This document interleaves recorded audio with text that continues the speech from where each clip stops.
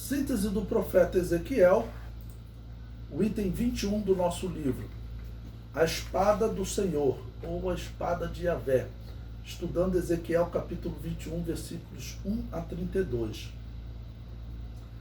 O versículo 3 diz: tirarei a minha espada da bainha e exterminarei do meio de ti o justo e o ímpio, ou seja, todos seriam tirados de Canaã. Isso se cumpriu, porque nós vemos justos como Ezequiel, como Daniel, sendo levado cativo.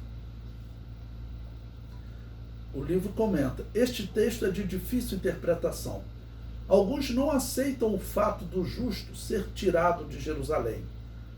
Sabemos que isso aconteceu de fato. Justo como Daniel, Ezequiel e outros foram tirados de Jerusalém e levados para a Babilônia.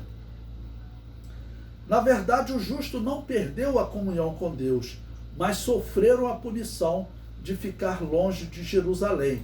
E essa punição envolvia o ministério deles. Se eles se apresentaram a Deus como servos, né, e Deus queria usá-los entre os cativos para poder também ajudar esses cativos nesse momento de sofrimento, eles assim também aceitaram como servos.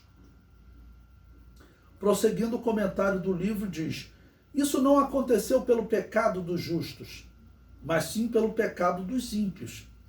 E para demonstrar a punição sobre estes pecados, Deus determinou que Jerusalém deveria ficar vazia. Logo, o justo também seria tirado. Deus diz para Ezequiel: suspira, no versículo 6, ou seja, como justo, Deus fala para ele clamar.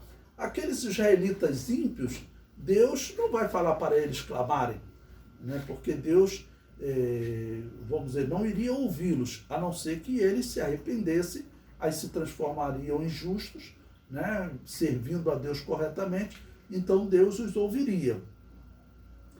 E no versículo 12, Deus diz: grita e geme.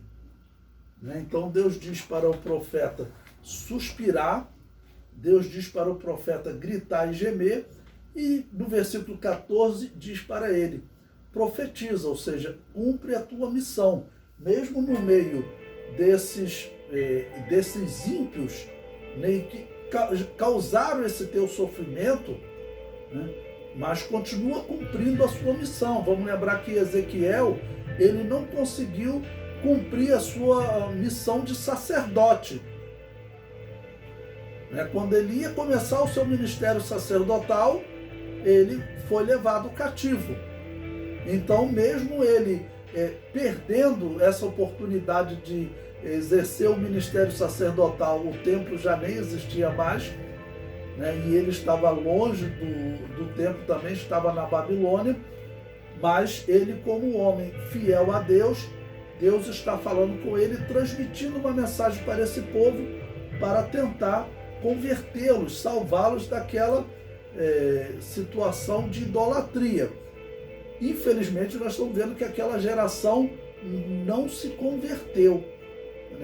70 anos de cativeiro significa que a maioria morreu lá no cativeiro, tá bom?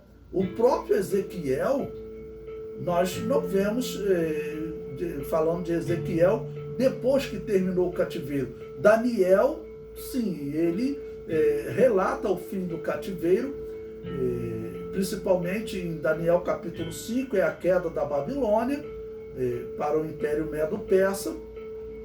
Ele poderia retornar para Jerusalém.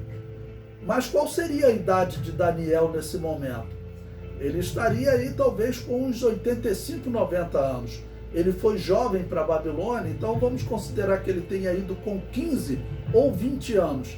Se ele foi com 15 anos, mais 70 anos de cativeiro, então ele tinha 85 anos. Se 20 anos, ele tinha 90 anos. Não havia um avião ou um carro para ele vir até Canaã. Ele teria que vir ou no lombo de um animal, caminhando por aqueles 1.500 quilômetros. Por outro lado, Daniel, ele era útil para o povo de Israel lá na Babilônia. É bem provável que Daniel tenha tido influência na decisão de Ciro de permitir que os israelitas retornassem para Canaã. Até lendo o Êxodo capítulo 1, versículo 1 a 4, o título que Ciro usa para descrever o Deus de Israel, ele usa o nome próprio de Deus, Yahvé.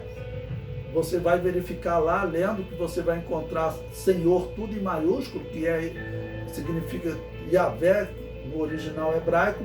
E ele também usa o termo Deus dos céus. Essa expressão Deus dos céus é muito comum no livro de Daniel. Daniel usava essa expressão.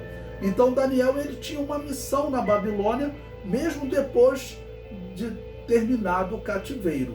Tá bom? Mas Ezequiel, pelo que nós vemos, ele morreu no cativeiro. Tá bom? Então era realmente uma tristeza para o profeta, mas como servo de Deus ele cumpriu a sua missão para tentar mudar o coração daqueles israelitas e ser um instrumento de Deus para falar, olha, vocês estão praticando feitiçarias da Babilônia. E Ezequiel, graças a Deus, cumpriu essa missão.